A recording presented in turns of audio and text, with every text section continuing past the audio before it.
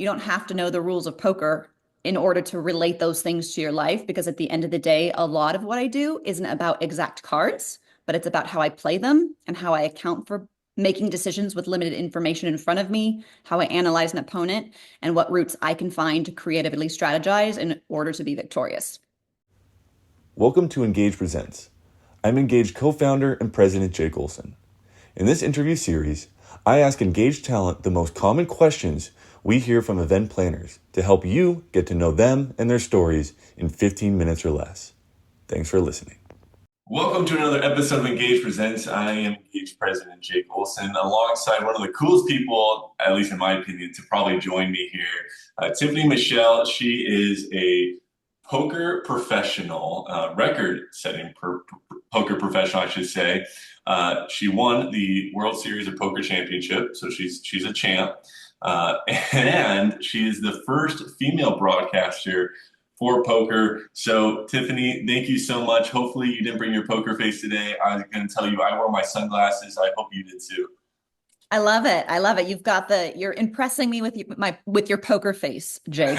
I definitely early on in my career, it was all about the sunglasses and like masking the information you give off to an opponent. So I'm going to get zero read off of you today. That's for I sure. was I was gonna say, like, were you one of those people? I mean, I felt like back in the day it was kind of sunglasses, and then all of a sudden it started migrating to like people wearing these hoods and then like these like gaiters. It's like you could barely see that there was a face.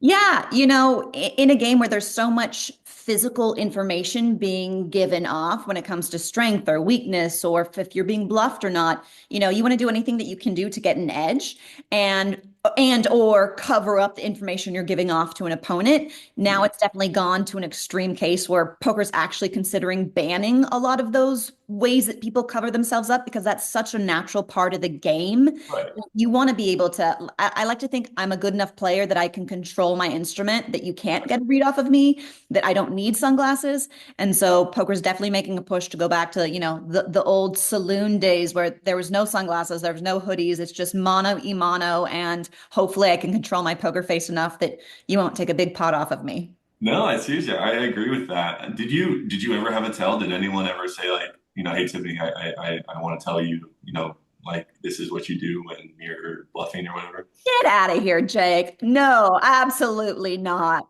And also, Okay, so I have so many questions. players, Jake, do you think poker players would be nice enough to tell me if I had a tell? Well, it would be like a friend or a coach. Yeah, I don't know. Did you ever have a coach? I originally, no. I learned through trial and error. I played a Hollywood home game for over the course of 2 years, a $40 buy-in game with a bunch of actors in LA. And that's where I got my real education. I would watch it on TV. I'd consume it anywhere and everywhere that I could. And I have to say, the practical application, finding out what you can and can't do, what you can and can't get away with, actually sitting down across from opponents who it's real money at stake, was how I learned. Definitely years later, after I broke records and signed endorsement deals, I realized that I now need to level up to the next level and start studying with somebody that could take me into the next phase of my poker career. So at some point I did, but early on, I was just sitting there figuring out what I could get away with. So, who are some of the celebs you play with? Like, you can name drop here, feel free. But is there one that sticks out particularly? I've definitely, some people ask who the hardest opponent that I've had before is. I mean, it's really interesting to compare top athletes or Olympians like, Michael Phelps or Tiger Woods. I think the coolest person is probably Kobe Bryant, rest in peace. I got to play poker with him at the height of his career. It's really interesting to see how high performing athletes and their mindset and skills translate to the actual game of poker. Some of these guys, definitely think that they're better or overestimate the real nuance of the game. It's one thing to be able to have like the bankroll to take a big financial risk like all these guys did, but it's another thing to really have the patience and pay attention to the intricacies of poker. But I think some of the toughest opponents I played against have actually been like comedians, because they're so masked with their intentions and they're so distracting, like with their humor. So people like Kevin Hart and David Allen Greer, I've found to be also, they just distract you because they're so funny that they actually take your mind off the game. So I found those opponents to be a little trickier than when you might assume that a big professional top, Olympian or athlete might be a better poker competitor. That's very interesting. To that point, I know we could probably spend an hour talking about this next question, but what are some of the intangibles or lessons, skills you've learned by playing poker that you can, use in life, but also bring to your speeches and talks to give to your audience? Yeah, well, we are problem solving, taking risks and making decisions every single day in life and in business, whether we want to or not, whether we realize it or not. Some are very inconsequential, like what do I wear today? Some are very high stakes, like whether to quit a job, whether to leave a relationship, whether to make a big investment. And I find that poker just magnifies those challenges under pressure with limited information and real stakes. I use poker in my keynotes as a metaphor and a training ground for the kinds of decisions that we face, the kinds of decision makers that we are, the decision making traps that we fall into, and and ask my audience or try to gift my audience with ideas on when to speak up, when to hold back, how to read people, managing your emotions, evaluating how your own ego bias can be your own worst enemy, staying calm when everything's on the line. You don't have to know the rules of poker in order to relate those things to your life, because at the end of the day, a lot of what I do isn't about exact cards, but it's about how I play them and how I account for making decisions with limited information in front of me, how I analyze an opponent, and what routes I can find to creatively strategize in order to be victorious. Yeah, no, I mean, it's interesting because to your point there, I mean, you have limited information, but as you know, every card that's put down, all of a sudden, strategy changes, information changes, odds change, and so you almost have to really be adapting and very you can't be as they say pot committed, right? You can't be just hey I started the hand this way, I'm going to finish it this way. You have to be able to adapt and change, and I think that would carry over a lot as well. Yeah, it's the thing that makes poker fun. Some people watch poker and they think that it looks really boring, just sitting there looking at a hand, folding a hand, looking at a hand, folding a hand, putting some chips in, folding a hand, putting some chips in, raking some chips in. It could look really boring, but every single hand and every single table that I sit down at is a completely new challenge, even though the fundamentals and the dynamics will stay the same. Every opponent is different. Am I sitting across from a 21-year-old poker player and this is his last $100 that he has to his name? Am I sitting across from a billionaire who likes to play recklessly and can afford to lose the money?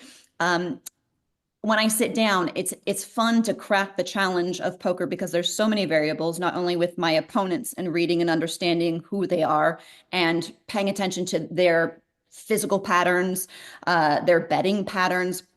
But then, yeah, as you said, every hand is different.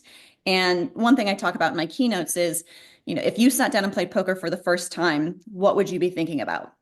I'll answer for you, Jake. Most likely, you'd be sitting there thinking, okay, what are my two cards in my hand, and how does my hand connect with the cards on the board? That's poker 101. That's you thinking two levels deep. A professional poker player like me is thinking 20 levels deep. What's my hand? What's on the board? What's my opponent have? What's my opponent think I have? What's my chip stack size in relationship to the players at this table? What have I seen this player do before? Do I want to make this bet now, one full amount, or do I want to spread it out over the course of multiple streets, and on and down the rabbit hole that we go? And so every variable that's introduced causes my mind to go down a new path. But I think one of the turning points in my poker game, which really applied to my life, was instead of just playing in the moment and just playing the hand, thinking three streets ahead. And so I can love my aces when I'm dealt my aces, but asking myself, okay, two streets from now, two moments from now, as this game progresses, am I prepared to fold my aces? If my opponent does X, am I prepared to do Y or Z or A or B or C? So, as you said, there's a lot of variables, and it's fun to help an audience, whether or not they even know about poker, take that information and apply it to our very our very uncertain, ever-changing life that requires us to adapt, whether it's in the boardroom or whether it's in our personal relationship or whether it comes to parenting our children. And another very cool thing about you is you actually competed on the Amazing Race, which is awesome. So you've definitely been in stressful environments, as you mentioned, environments where you really have to think on your feet. What helps you thrive in those environments? Yeah, I was one of the only all-female teams to compete on season 15 of The Amazing Race, along with the likes of the Harlem Globetrotters. So it's, little 120-pound me and my poker gal pal going up against Harlem Globetrotters, lawyers, doctors. Um, it for sure was an amazing race. It was physically, mentally, emotionally one of the hardest challenges that I have ever faced. It's a million times harder than it looks like on TV. And again, yeah, having to perform and adapt under pressure, but so much of it was really keeping your cool and emotionally regulating, especially because you're dealing with somebody on a team. The stakes are really high. You feel so out of control at so many different moments. I think most people avoid pressure. Poker players run straight for it. At the poker table, every decision is a mix of incomplete information, high risk, very real consequence. And I've learned to get comfortable being uncomfortable, which starts with understanding why humans are so pre-programmed to resist the unfamiliar and why we're so afraid to take risks. And allowing ourselves to think about and experience what's on the other side of that risk and what's on the other side of the big, scary unknown. So I've really trained for pressure by putting myself in it, whether it's a high stakes World Series of Poker game, a celebrity game, live television hosting, public speaking, reality TV competitions. I think the real key is that I've discovered through poker is emotion regulation. You learn to breathe through the adrenaline, you pause before reacting, you understand the difference between impulse and instinct. You understand the role that skill plays versus luck in your decision making. And then trusting your preparation and being acutely aware of how you can be your own worst enemy, your thoughts, your ego, your emotion, your bias. So thriving under pressure isn't about being fearless. It's about building the habits to stay calm, think clearly, and execute when everything is on the line. And that's something that anyone can develop the mindset for, whether or not you've played for $9 million at the World Series of Poker, or you competed for $1 million against opponents who were a million times better than you on The Amazing Race. Powerful stuff there. I know in football we always said get comfortable being uncomfortable, and I love that part of it. As you mentioned, a lot of powerful stuff there, Tiffany. Let's just talk real quickly. You mentioned on the Amazing Race, all female team. You were the first woman broadcaster, female broadcaster for poker. Tell us what is it like, and was it to you breaking barriers in that way of getting into a space that's been male dominated for the most part? Yeah, I was 22 years old when I became the first on-camera female commentator in the history of the largest poker media outlet. I was 24 when I broke the record for the largest field that a female had ever beat in live poker tournament history. When I took 17th out of 7,000 at the World Series of Poker, made $334,000. If I could go back in time in my 20s and tell myself how to spend that money better, I would have. But when it comes to being a woman, breaking barriers, staying confident, yeah, I didn't wait for permission to belong. Mm. I showed up and I chose to start playing, and learning and working to get good at the game was more important to me than how stupid or bad or foolish I might look. So the education and the growth was more important to me than vanity or ego. And poker taught me that confidence is not something that you're given, it's something that you build by taking risks, honing your instincts, knowing when to trust your gut, learning from every mistake, being willing to look at our mistakes and say, "Oh yeah, I totally effed that up. Yeah, that was my bad. I got that wrong." I think the biggest lessons and the biggest confidence boosters have come from when I've been able to take onus for the things that I did wrong, because if I can take responsibility for that, now I can get more control in not doing that again, and realizing I have the agency to make a better decision.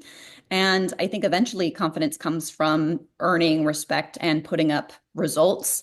Um, Being the only woman at the table meant that I was underestimated a lot. And instead of letting that defeat me, I found a way to turn that into an advantage. Well, we can definitely hear the confidence. That is beautifully put, powerfully put. Tiffany, we appreciate your time. If you want to book Tiffany, go letsengage.com, check out her profile. Probably again, like me, have to be able to meet and talk to the coolest person I know. So Tiffany, hopefully one day maybe we can grab a poker game together. I hope. If I want to lose all my money, I guess that's what I have to. deal with. But again, Tiffany, thank you for your time.